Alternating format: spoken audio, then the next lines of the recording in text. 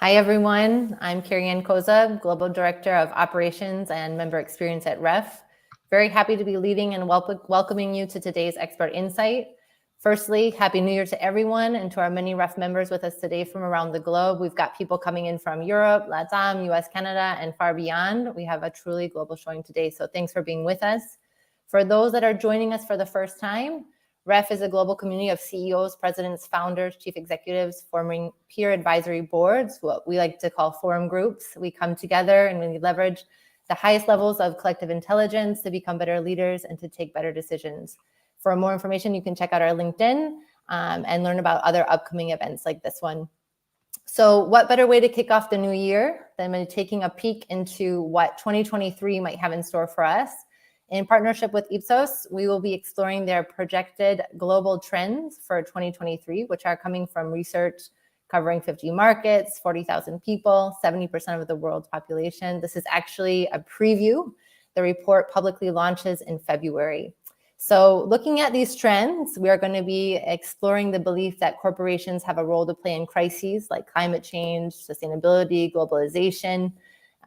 People that think companies can make money and support good causes at the same time. 63% of people are willing to pay more for brands that act responsibly. So we're going to start digging into the views from people around the world and how we as leaders can design a strategy that aligns with purpose.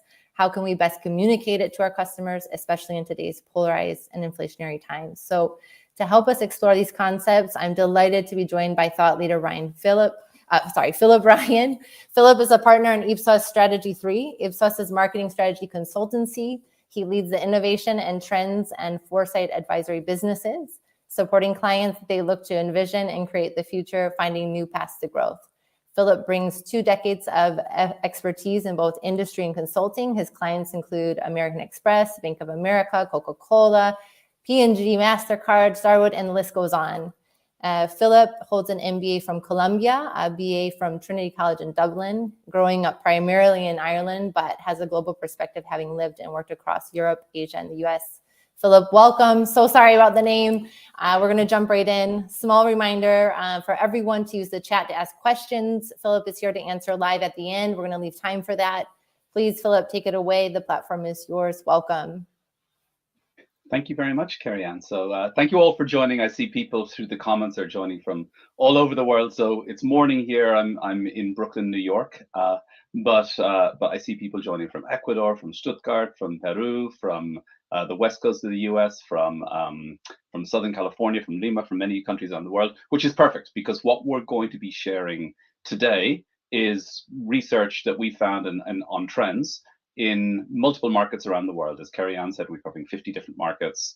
And really what we're trying to do is make sense of the world around us and see what are people's perspectives, all of our customers at the end of the day, our citizens' perspectives on the world around us. And that's what I want to share a little bit about today. So if we go into our deck, we can look at what we call, can we pull this open? Thank you.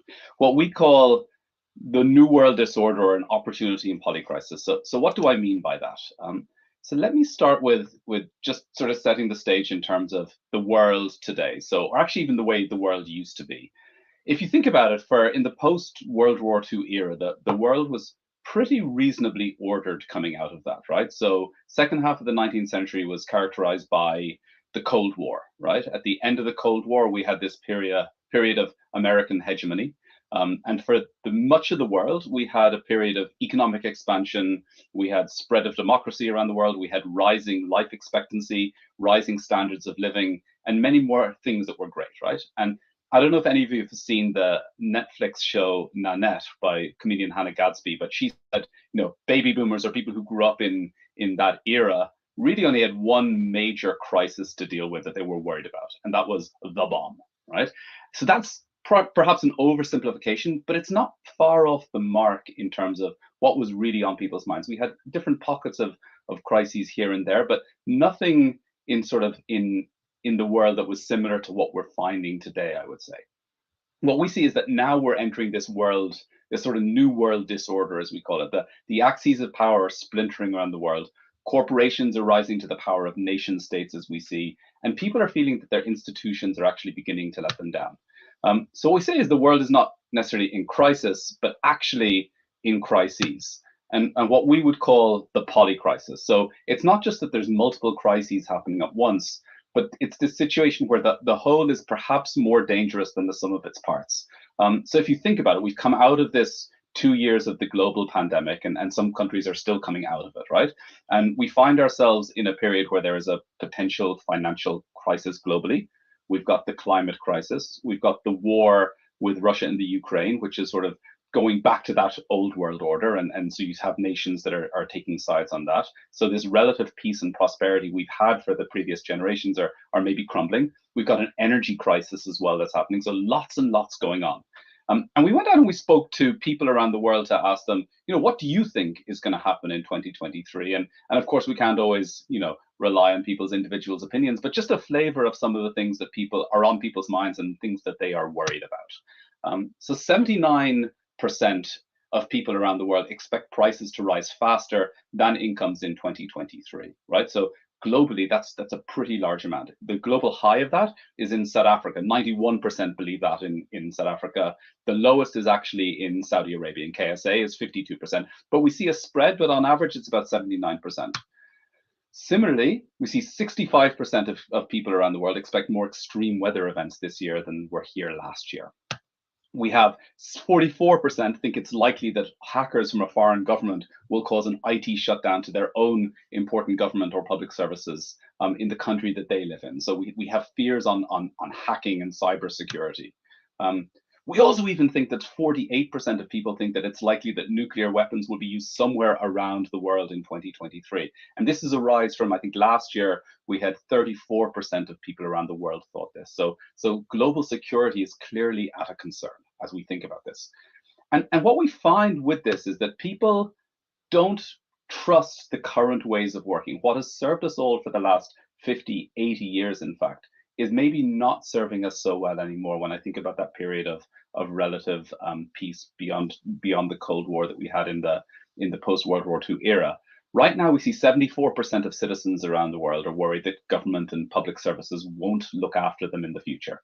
In fact, 60% wish for a strong leader instead of their currently elected government. So the trust in government is not quite there. And it's no wonder this, right? We see, if I think about everything that was rising over the previous decades, right now we're seeing in many countries around the world, we're seeing healthcare challenges. We're seeing the loss of jobs that are both lower skilled and higher skilled to other markets around the world. ChatGPT has come out and all these people are worried about it's going to take away all of their ability to write and create and do all of these things. We see lowered life expectancy around the world, everywhere but Africa, in fact. We see lowered standards of living in many markets around the world. So we see this like loss of confidence in terms of what people trust.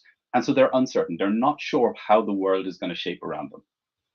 Now, this sounds obviously very doom and gloom and can sound actually quite scary, although we'll get into some of the opportunities and potential to actually reshape our world based on this.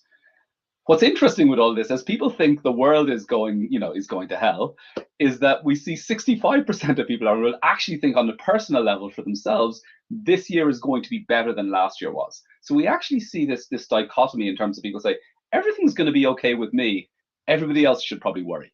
That's kind of where things are going. So how do we make sense of the world around us when we have a situation like this? The crises themselves are not going to go away anywhere anytime soon. So how do we actually make sense of this world? And so that's what we're trying to do with what I'm sharing today. It's a sneak peek of some of the work we've been doing. We're actually launching our full report in 2 weeks on this. I'll tell more on that in just a few minutes, but wanted to share a sneak peek of some of what we have. So we went out, we spoke to 40,000 people, 50 countries around the world. Hopefully everybody on the teams on the meeting today are going to see this and hopefully see your country represented here and other markets in which you might work and operate, for example, right? 87% of the world GDP here, you see all the markets which are covered. So we went out this is actually the widest group we've ever spoken to and widest number of countries we've ever spoken to around the world in gathering all of this. And how do we make sense of it? So we employ what we call our theory of change in trying to understand how to figure out the world around us and how to cluster everything into trends. So we looked at a few different things in doing this, and we've been doing this for the last 10 years, in fact, and tracking all of this. So we look at macro forces around the world. I'll share more on those in a minute, but think of those as these big shifts around the world that are actually affecting all of us around us. So for example, it might be things like changes in population, and an aging population is a large macro force, which has huge impact on government, on citizens, on business, on all of us. We also look on the far right signals, and these are things you can see around us, local expressions of change. So I see a couple of people have added into the comments here around ChatGPT that I mentioned. ChatGPT is a signal of change. So little things we see, are little or bigger, things we see around us that show sort of inklings and clues as to what's changing in the world. And then in the middle here, we see these shifts in people's values and their behaviors. And this could be at a societal level, a market level, at an individual person level. And we pull all of this together. And when we cluster all of this, we get our global trends and the work we're going to share. I'll share the trends in a second. But before we go in there, it's worth taking a step back and looking, what are these macro forces in terms of looking at this? So just to show a few of these, and more will appear later in this report as I go through it.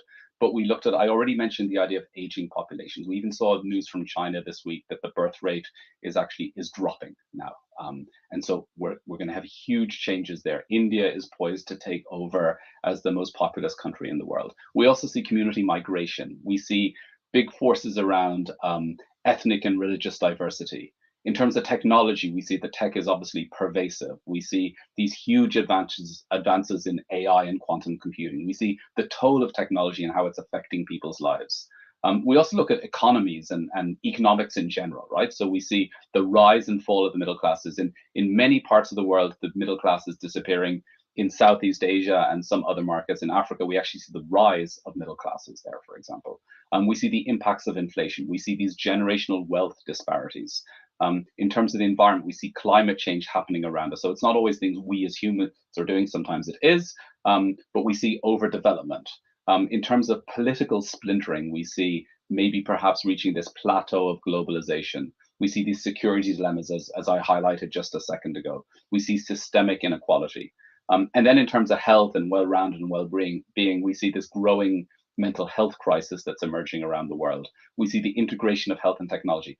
So if you think of these macro forces, I always like to think of them as almost icebergs, and they're very slow moving, but over time they have a huge impact on us, right? So they're not always present every day making quick changes, but they're things that actually change the world around us, and they're slow moving big forces of change in the world.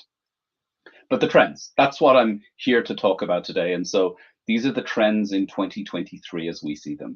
We've been tracking about a dozen trends for the last number of years. And every so often we change some of these up, but these are the ones that we sort of track over time because we want to see what does change over time with these. What I'm going to share today is 6 of these that I thought would be interesting for all of you as business leaders to think about. And I'll take you through the 6 of them and what is inside each of them. Each one will have a provocation.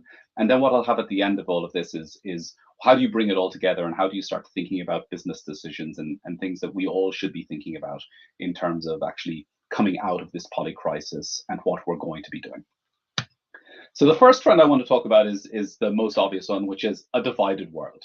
So the pandemic was people thought, if you think way back to early days, in the early months of it, we thought was maybe this was going to be a lifetime event that started to unite the world against this common enemy of this virus and this pandemic. However, what we actually found was that forces are working to actually drive and expand wedges more so in many nations about precautions, about vaccines, about opinions towards this. Meanwhile, you have the global Black Lives Matter movement, which is exacerbating rifts and divisions. In a push for equality, you have people supporting, people not supporting. We see nations taking sides in the war in the Ukraine. We have tensions between the US and China, which is sort of, again, shifting power dynamics. And so there's these new literal and metaphoric battlegrounds that are emerging in the world around us. And people are split. So, I talked about driving and macro forces a minute ago, and we see many of these here. We see companies and nations rethinking their institutions. We see this greater ethnic and religious diversity. We see the geopolitical conflicts, the rise and fall of middle classes. These are all things that affect and impact this divided world. And what we see coming out of this is that people are saying it's more self-determination. 83% of people around the world are saying that it's up to everybody individually to work out their own set of principles to guide their decisions. So I'm going to make a decision on what I think is the right thing to do, the right way to live a life. And it's up to me, and it's up to you, and up to all of us. But on the flip side, we also see that even though people say this, there's huge cultural differences in markets around the world on topics such as transgender rights.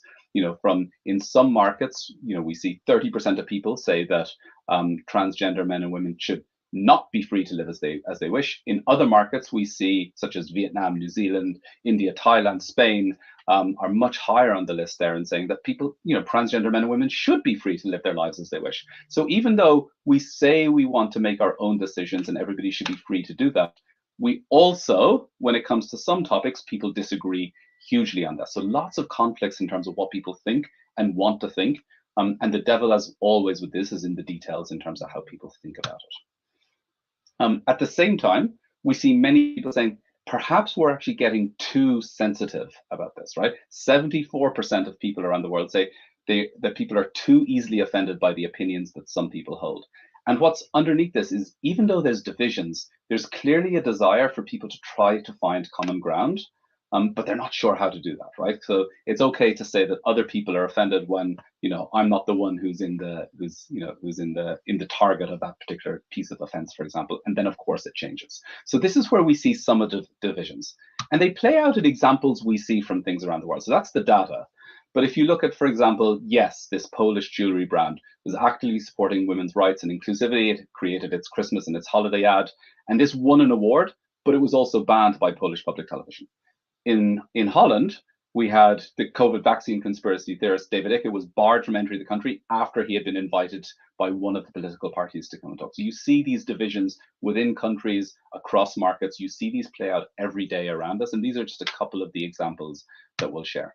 So what does this mean? So for this particular trend, this idea of being divided, consumers, citizens, people around the world, clearly they're looking for brands to actually take a stand and help in healing those divisions. And they're looking for companies to be able to do that. So one of the things to think about and encourage everybody here to think about is, what is the role your brand or your business can play in disarming some of those tensions in our society? I'll talk in a little bit about this idea of authenticity and that being king, but also what we see here is what is the role you're going to play? Is it to stand very strongly for on one side or another? Or is your company one that actually wants to bring people together in a different way and actually understand different people's perspectives? So it's something to think about as every one of us as business leaders here, and thinking, what role can we play in disarming some of these tensions, in trying to bring people together rather than driving them apart?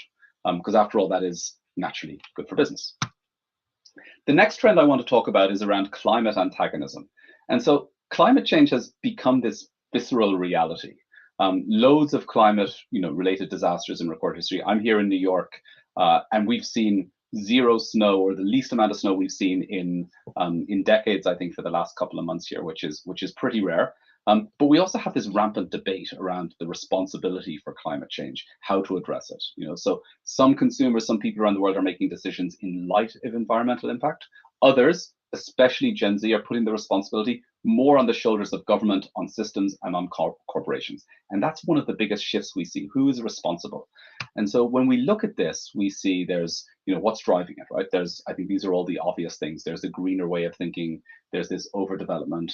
There's alternative value structures, different ways of structuring businesses. We have the rise of B Corps, for example, in many markets around the world. And 80% of people around the world say that we're headed for this environmental disaster unless we quickly change our habits. So people clearly want something to be done about it.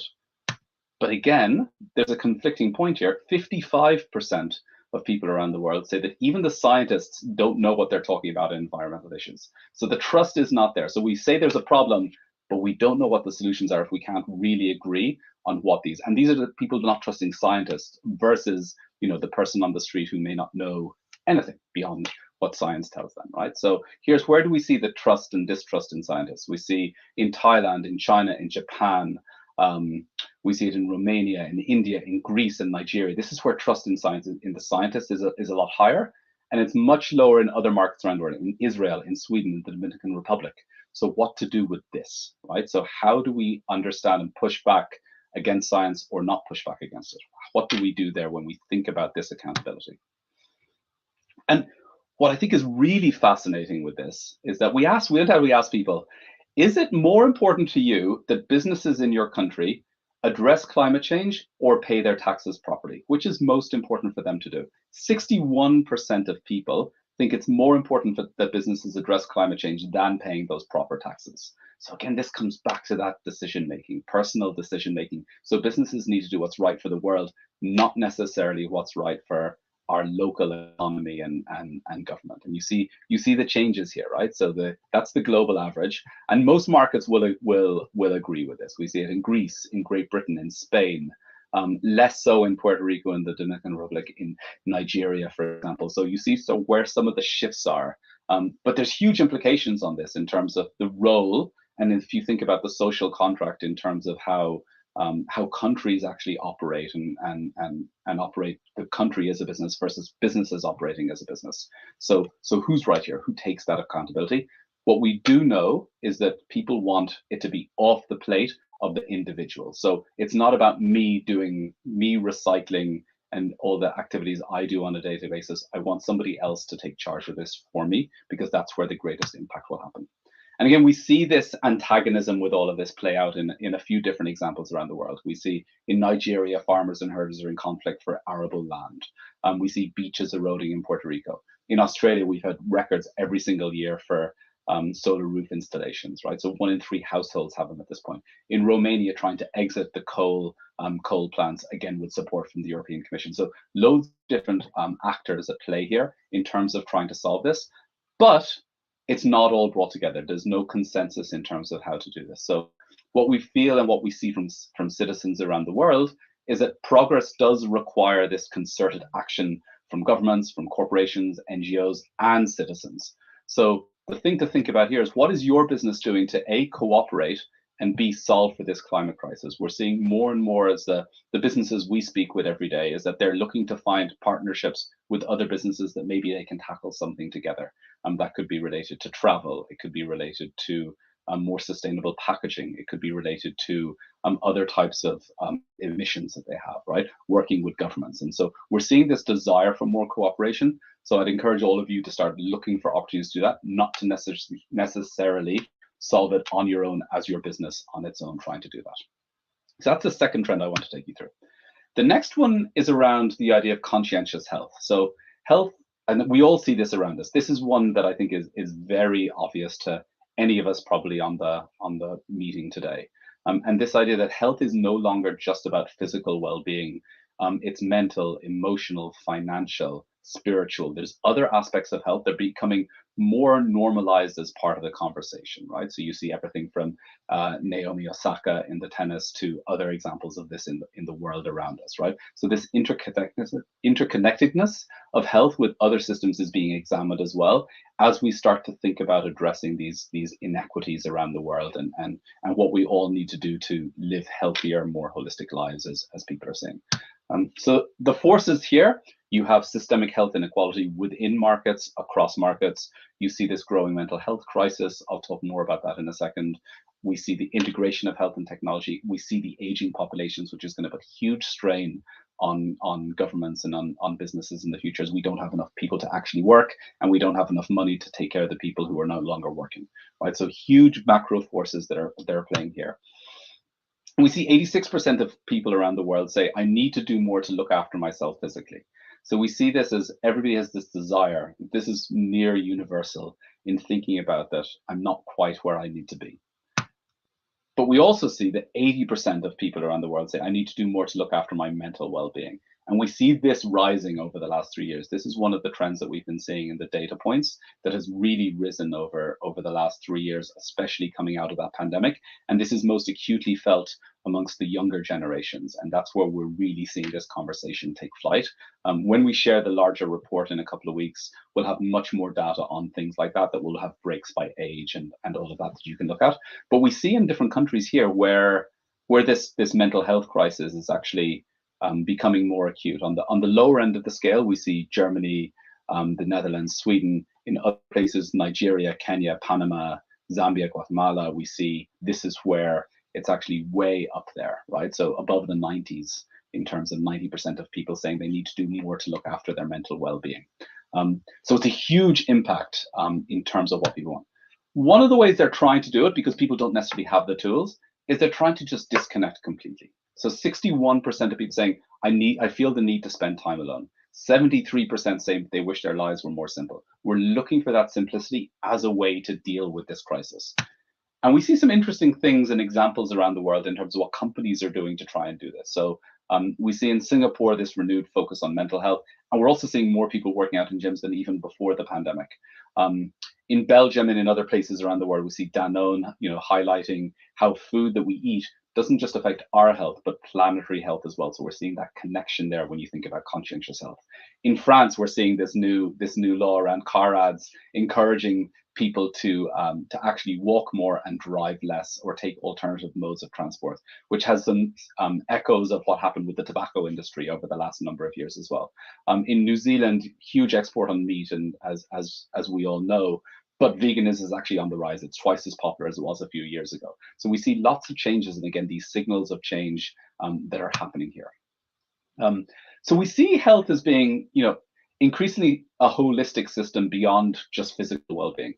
What I think is a really interesting for business leaders to think about, and all of you here today, is don't just look at this from your customer perspective, but probably the bigger one is thinking about this from your employees and your community.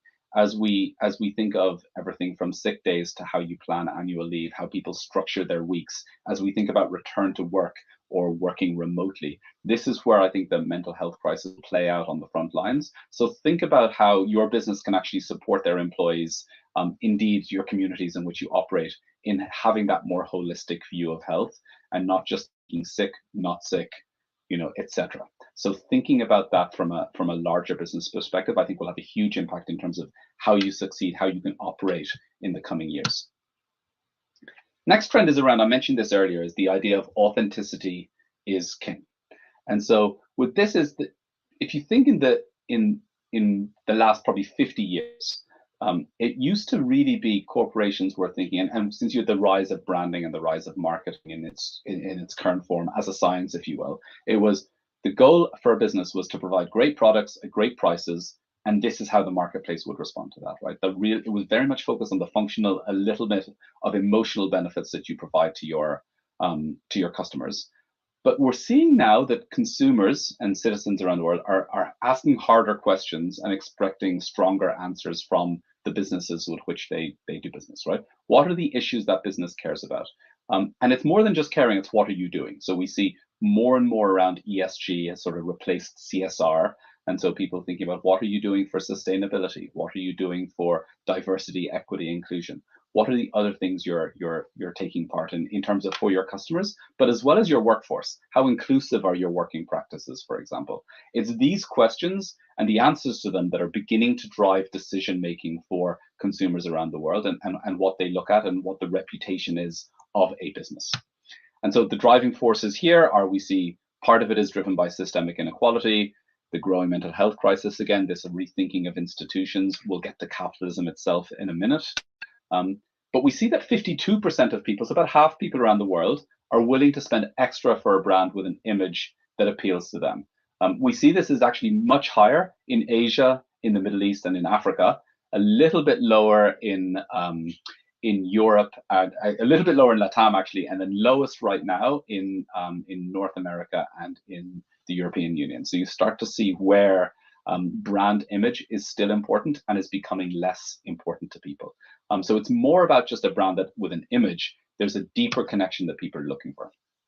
But with that, people don't trust business leaders the way they perhaps once did. Only 39% of people around the world say they trust business leaders to tell the truth, while 53% say they do not trust business leaders to tell the truth. This changes in different markets as well, and when we share the report, you'll see this, because I think this is really interesting to dive into in those different markets. But what's more important is, what do others say about your business and about your brand? So this ties back to, what are you doing? And do people know about the actions you're taking? And are you taking good enough actions that people will talk about them and defend you to others or recommend you to others? Because there's many, many excuses people have today to not do business with you. The excuses to not do business are actually greater than the excuses to do business with you or to purchase your products or your services. So start to think about that, as how do you build that reputation overall? And we see this again playing out in different places. In some places we see very I would say, overt and sometimes brashy types of communications. You see it with T-Mobile in the US, you see it in Chile with WOM, and their advertising in terms of taking a very defiant stance and saying, we're not, we're here to shake things up. We're not going to do business the old way. We're, operating sin miedo, without fear. In France, you're seeing this try to be more authentic by saying, hey, we're going to offer a range of local products that are made in not very far from you, right? So this is from Monoprix. In Panama, we're saying, hey, let's still encourage tourism, but let's try and do it within our country. You don't need to travel away from Panama to visit great places. You can come here. And so trying to live more authentically and travel that way, for example. So there's lots of different ways that businesses and governments are trying to, and entities and actors are trying to play this out. And so when you think about it, as we live in this world today, it's very easy for consumers and people to spot that insincerity. And it's becoming even easier, especially as there's hype and one person who's a loud megaphone can very easily try and sink businesses. And we've seen that in many places around the world.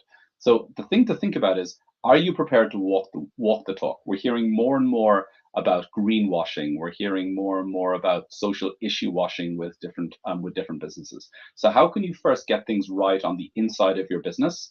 Are you prepared for the scrutiny and pushback that any claims will provoke? So more and more we've been seeing businesses say, what can we do internally to get everything right before we start talking about any of the things we're trying to do externally? And how can we plan for different scenarios of things that could upend our business and hot topics that we might encounter? So there's a real connection here between this idea of the authenticity being king and also trying to have this more conscientious brands that we'll see. Two more trends I want to go through. The first one is peak globalization. I think this is a really interesting one for the time we're in right now. So, we still see the world as a bit divided on the benefits of globalization. It's clearly, if you look from economic benefits, we've had, increasing GDP in many markets over the last number of years. We've got increasing travel, greater cultural exchange. We've got cheaper products in a lower labor costs in different markets. International supply chains have sort of created significant benefits for many people. If you look at Amazon, for example, is all about driving down costs to better serve people on the back end and actually rising economic advantages as a result of that. But we also see pushback. We see dilution of local culture. We see perceived lifestyle homogenization, right? The Hollywoodization of the world. Fanning the flames of consumerism. We see rising emissions, habitat loss. All of these things are the impacts that we're seeing around the world. And we see this playing out, for example, in Brazil right now. And so what we're seeing from many commentators is that, have we reached peak globalization? Are we already moving to a world where maybe protectionist policies and this greater focus on nationality and local community will create this smaller, less globalized landscape? And we see it more than ever in terms of people trying to develop local supply chains over the last year or so, partly driven by necessity, as we all saw over the years 2019 to 2021, 2022, partly driven by this desire, this is what their consumers want. And of course, when it comes to globalization, this one has quite a number of different driving forces. You've got, of course, the plateau of this are the economic benefits slowing down. Security dilemmas relating to this, as you see the war in the Ukraine right now. Rethinking institutions again, community migration, and we're seeing climate migration begin to happen too. The impacts of inflation, what does this mean?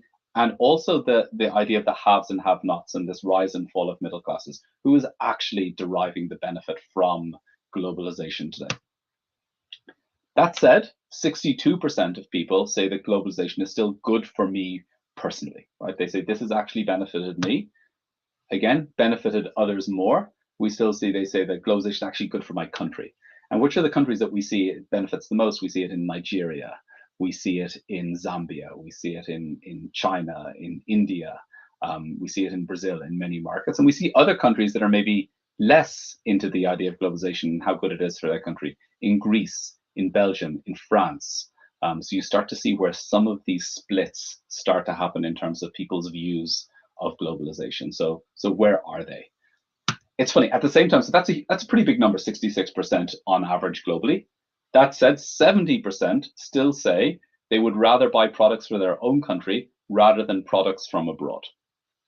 Now, I want to pause on this one for a second because this is still a very high number. Last year, when we did this report, this number was even higher, and I think it was closer to 75 or 80% globally that we saw for this. So one thing we've seen, and one thing to think about, is that as businesses started to have to develop more localized supply chains, or as some businesses and global brands were not able to have the reach last year than they had before, as things shut down and we had shipping issues, everybody around the world who said, I want local brands, I want local businesses, realized, hang on, maybe they're not as good as I thought they were. And I actually miss some of those global brands. So there's a real tension playing out here. And we're just seeing the cusp of this in terms of what do they prefer? They wanted local until they couldn't get global, and vice versa. So how do you think about bringing the two of those things together in the right way for your market in which you operate? So where do we see? We see, how do you get this balance? So we see some things that are interesting. You see, back to Danone as an example again, trying to be a local first company and actually seeing business savings as a result of that, which is an interesting way to look at it. It's not just what your consumers want; it's actually good for business. It's more cost efficient to have lower shipping costs, for example. Whereas we used to say globalization actually enabled these large shipping, low cost producers in other markets would actually save us money. We're seeing the reverse now begin to happen. We see Under Armour trying to move manufacturing out of China into countries such as Vietnam, Jordan, the Philippines, Indonesia. We see Volkswagen trying to build gigafactories in Europe now versus trying to do them overseas. So we see this balance, and it's still playing out. And I think it's a space that we really do need to watch. I see somebody threw into the chat here the idea of glocal, which is exactly what we need to be thinking about. But how do you do it? It's like, what's the actual technique? Because it gets tricky. So then the final thing to think on this is where does your brand sit on the global local continuum? Can you reduce risk by having local supply chains but still have access to the quality you might get from getting and some cost benefits from other markets as well? How do you flex your positioning to take advantage of the benefits of global, the benefits of local, and how do you play it in the right way? So it's an interesting thing that I think some businesses are still grappling with. I don't think we've seen the end of this. I think there's lots more to come on it, especially as technological advances enable more of this too. The final one, and it all brings us to this, is what we're calling capitalism's turning point. So we're seeing this movement away from shareholder value at all costs. If you think of Reaganomics, the idea of trickle-down economics, stakeholder capitalism, to this greater understanding of what is the human and environmental toll that this takes, and indeed even within businesses as well. As I'm trying to deliver quarterly earnings, it's actually at the expense of the long-term success of my business in terms of trying to continue to provide value to shareholders versus to other stakeholders that we have. The combined effects, I think, of the pandemic, climate emergency, this cost of living is beginning to drive this reassessment of not just business goals, but also individual goals and priorities and how our social contract is structured in many markets around the world. So we see here, again, this is driven by climate change. We're driven by rethinking institutions, the idea of pervasive technology, this employee power shift, and there's a huge part of that that's playing out. And you see it hugely in tech actually at the moment. So watching even what's happening with Tesla and Elon Musk and Twitter and Elon Musk and the pushback between coming to the office, not coming, are you a worker, are you a stakeholder? Lots and lots of battlegrounds playing out here that we see. That's just one extreme example, but we see it in almost every country and company around the world we see here. So what we see is that 74% of global citizens feel with this as a result is that their government and their public services won't help them in the years ahead. And this is so as we've shifted more and more to businesses taking care of people, we've shifted away from governments taking care of people. And so as a result, they don't have as much faith in their governments. And so they're wondering, what can business do to step in? Or can we rethink that social contract, as I said before? So for example, just a couple of the reset that we have in attitudes towards wealth, money, and status. We see 74% of people around the world agree with the statement that having large differences in income and wealth is bad for society overall. 20% are against that. What I find fascinating with this is one of the lowest markets in terms of saying this is the US and indeed Ecuador, as you see on the top right box over here. So if you think the US was always about having growing wealth, if you can make it there, you can make it in other places. We're actually seeing a shift away from that disparity in wealth hugely in the US. In the reverse, we see some other markets such as Indonesia, South Korea, Thailand are still where it's actually don't fully, agree with this quite as much. We also see a reset in attitudes towards what does success look like. Over the last, I would say, 50, 60 years, success has been dictated by education and success in business, in your role, in what you do, in your career. But we're seeing that maybe shift away a little bit in terms of what is the currency of success and fulfillment as we see around the world in terms of what people are thinking about. So only 53% of saying fulfillment is achieving that prominent position. We still see that highest in Nigeria and Pakistan and India, very low, in fact, in the Netherlands, but also in Japan and Sweden and some other countries as well. So we see this reset as people are thinking. We're also seeing for businesses as well is 80% believe that it's possible for a brand to support a good cause and to make money at the same time. And so part of this goes back again to that idea of authenticity as king, goes back to some of the other things that we were talking about in terms of how people think about businesses. And we see that they're looking for you. Consumers are not saying they want businesses to stop making money. They're saying, try and do the right thing while making money and explain that to us. So it all ties back together. We see this very, very highly in the Philippines, in Vietnam, in other markets, as you see here on the left side of the chart. A little lower in Japan in terms of how that's looked at, in Pakistan, in Belgium. And so some of this can be due to people feeling jaded. In other places, it could be their actual firm beliefs. And so this is another place that we're watching pretty closely. And we see some of the other things that are happening, and we see tech actually playing a huge role in terms of how to actually solve for some of these issues. So you see things like the long-term stock exchange and long-term strategies versus quarterly earnings we see here in the US. You see in Belgium, some of the far left parties advocating greater redistribution of wealth. In France, this cooperative of C'est qui le patron is all helping members to choose products that are marketed and created and guaranteed from producers at a fair price. There's another who did what site that is out there where people can look at how well did a business react to different challenges they faced. We also see even in the US, which you never probably would have thought of 20 years ago, was people beginning to tout the ideas of universal basic income as a way to try and reduce some of that wealth disparity here in the US where I'm based. So with this, what we see is that businesses and brands need to thrive with this maybe perhaps new model of doing business and tweaking it a little bit. And what I like to think is, are you defined more by your short-term sales or this long-term revenues and sustainable growth? What we often like to say at Ipsos is if your business isn't sustainable, it isn't sustainable. And so how is your business defined in terms of what you're stuck with? This is a very, very difficult one, right? Because there's so many actors at stake here in terms of investors, as well as employees, as well as actual business leaders, in terms of how do you get this balance right, the short and the long-term thinking of business.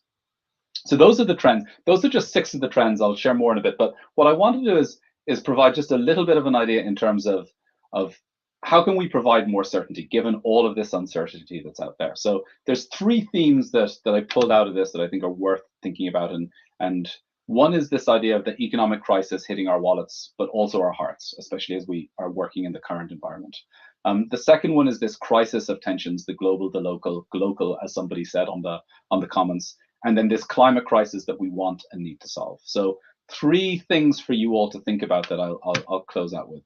The first is, when it comes to how you make money, we're seeing more with this transparency. How can you examine and explain cost structures and your value to your customers, to your employees, to society? So give people that transparency, give them that reason to believe in you. And I think we're seeing a great example is Pret a Manger, the coffee shop and sandwich chain in the UK, did a great example. They were raising prices on their coffee last year, and they explained all the things that went into why they raised prices in order to pay a fair wage to their employees, the rising cost of raw materials, etc. So these are the things that I think start to work a little bit better when you're talking to your customers.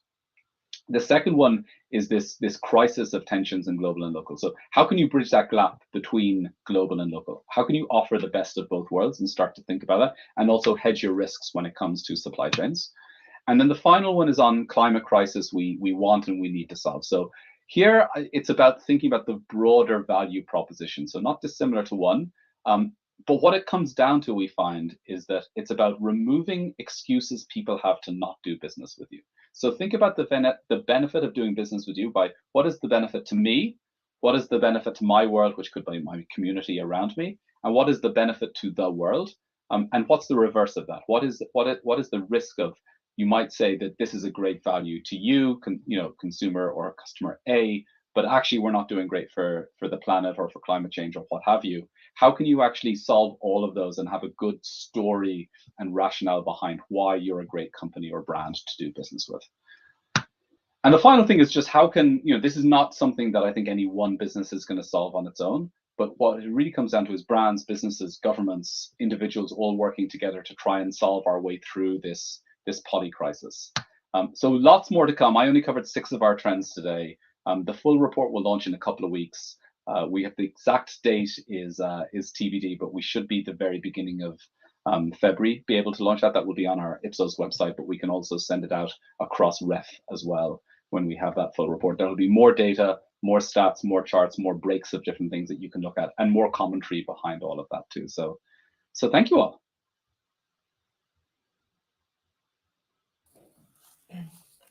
Thanks so much, Philip, for sharing that. Super interesting. We have loads and loads of comments. Please, if you guys have questions, keep putting them in there. I'm going to get us kind of kickstarted. So I think it's so interesting how you had in your very initial slide, everything was kind of in a circle, actually, these trends, and how you can kind of see them feeding off one another, and the global forces that come up, like migration in various of them, or the conscious health that's also getting the government impact. So it's really interesting to see how they're all coming together. And I think in the conclusion you said about working together, we had someone comment, Laura, who's based in the UK, I think, she said, yeah, we need to start getting this idea that we have to accept that there are diverse viewpoints, that we can't necessarily wait for consensus in its entirety before we start cooperating. So I thought that was something quite interesting that came out of the comments. So one question, so I know we only saw 6. I was wondering if you could give us a sneak peek of what we're missing, what we can expect in the global report, just really quickly, high level kind of stuff. And we'll let the questions come in the chat.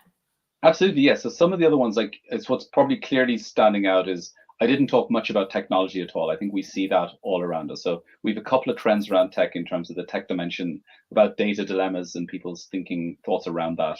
We have some more on healthcare as well, people's choices when it comes to healthcare. There's another trend I didn't cover on this search for simplicity and meaning, and a little more on that. I touched on it very lightly. And there's another one on this enduring appeal of nostalgia, that we'll say, right? So people looking for the way things were. And those are just a few of the examples of what we'll have in the report. We also, not releasing that report, but we also have done some analysis that we're looking at in terms of how do markets start to cluster in terms of their attitudes towards all of these things. Is there a way to look at like-minded markets in which you might operate and have different strategies that way? That's not going to be in the next 2 weeks because we're still doing the advanced analysis on that, but there's lots more to come. We'll have more throughout the year, in fact. Great. Thanks so much for just giving us a quick sneak peek. We've got a question here of the tendencies, which could be what they're coming in. So it's moving. What personally surprised you the most because of the extreme opinions that exist in the world, and how do you think a consensus can be reached that encourages globalization? Yeah, the one that surprised me the most was that push away from local brands and this idea of the pendulum shift, that we always want what we don't have. So if companies start to move too far away from being global and we move too far into local, then people will want what they didn't have then. And I think that could actually play out across other trends and other things that we see as well. As soon as you start to shift away from something, people say, hang on a second, that wasn't so bad. I like that. Can we do that? So it might encourage more cross-brand collaboration across markets. There could be other ways to do that, but I did find that pretty surprising. As soon as supply chains broke down, people said, I missed that. Yeah, thanks. We've got one here from Eduardo as well. Have you measured the impact of social media and if it should be more regulated, curated so that it doesn't have the negative explosive impact of fake news? Yeah, we did, and that is going to be in the next report. But one of the examples there is that we have, I think it's something like 82%, I think it was, said they can't imagine their life without the internet. But something as well around a similar number said they believe social media companies have too much power. And so there's an interesting angle there. We also have some more that will be in the report on which are the different categories of business that people trust more versus less, and which are the categories of business that actually are most important, they align with people's values. So if you're in CPG versus in oil and gas versus in social media or technology, which are the ones where actually your values matching people is what's most important. Yeah, it will be interesting to see how that could also impact the authenticity side of things, right? Yeah. Yeah. So we've got just a few more here. Peter, with purchase power slows down for consumers, how to solve the household situation, less consumption or lower prices? I think it's the classic example, right?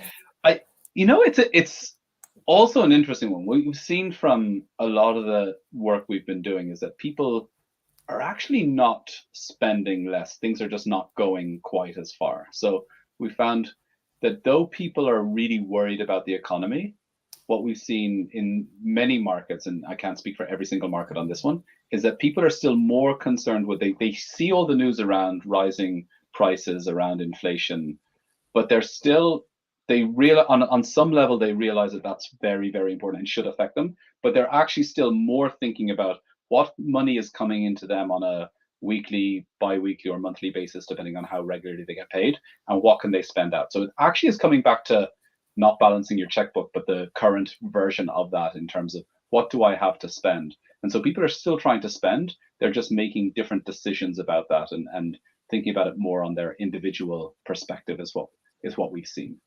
I'd always be very careful on lowering prices too much, because are you signaling the value? Is your value in your product still there? So I think it's a careful one to watch, that we will come out of an economic downturn, and if you've lowered your prices, people come to expect that, and then that impacts that's that long-term view that we need to think about too. Yeah. We've got another one here, probably room for one or two more. Is crypto a trend to watch this year? So it's funny, I see crypto as one of those, if I think of more the macro force behind that, which is people are looking for different trust in terms of how they look at business. I personally look at crypto similarly to how I would have looked at the dot-com boom in the late 90s. There's some really interesting technology that's being developed, but we haven't yet figured out how to leverage it or use it in the right way. I don't think it's going away anywhere, but I think the full actualization of that won't happen for a few years yet. I think it's always good to get ahead of it, but understand it, know how your business can work in a crypto or in a blockchain environment in Web3, but don't necessarily think of that as something you need to do right now, but watch this space, I would say. Yeah. One more we've got from Asha, change takes time to take root, and it's human to want what you don't have. Any trend research on how long acceptance to a new equilibrium might take? I don't have anything in here, but there's the old truism that adoption takes a really long time. It takes a lot, it takes sort of years for something to change until it happens overnight, right? So that's one thing we often see.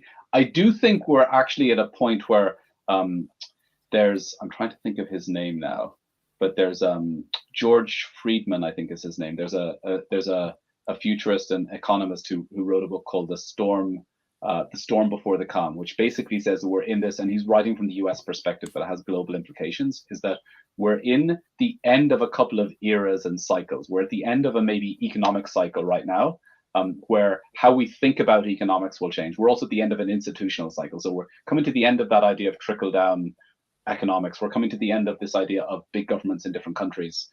Something else is going to take their place, and that does tend to happen every 50 to 80 years. And so we're probably going to see a lot of churn over the next couple of years as we reach into that equilibrium. So I'd say there's a lot more sort of flurry and churn that's going to happen until probably into 2030, in which case a new global order will probably start to take place then. So it's an exciting time to be working and trying to solve all of this, to be honest. Yeah. I'm going to take two more and then we're going to have to close it down, but can we get your opinion on the mass tech layoffs? So you didn't go much into tech and they're wondering if you have anything to say about what's going on there.